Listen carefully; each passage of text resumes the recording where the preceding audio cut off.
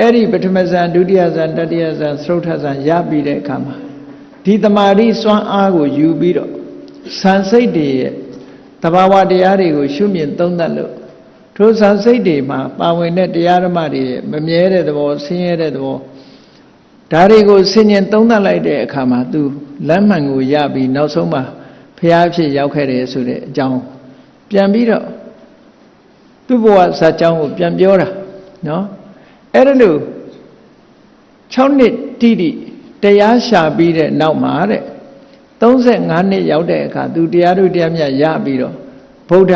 သိတဲ့ပုဂ္ဂိုလ်အဖြစ်ရောက်ရှိလာတယ်ပထမဆုံးနိုးလာတဲ့ပုဂ္ဂိုလ်အဖြစ်ရောက်ရှိလာဗုဒ္ဓဆိုတာအမှန်တရားကိုသိသူပေါ့အဲ့ဒီအမှန်တရားကိုသိတဲ့ဗုဒ္ဓအဖြစ်ကိုသူရရှိလာခဲ့တယ်တဲ့အဲ့ဒါလို့ရရှိပြီးတဲ့အခါမှာဗုဒ္ဓဂယာပတ်ဝန်းကျင်မှာ49ရက်နော်49ရက်အဲ့ဒီပတ်ဝန်းကျင်မှာသတင်းသုံးပြီးတော့နေတဲ့အချိန်မှာ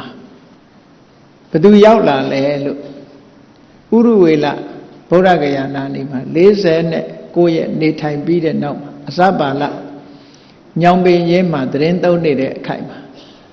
မြတ်စွာဘုရားကိုဒီဒုက္ခပေးမလို့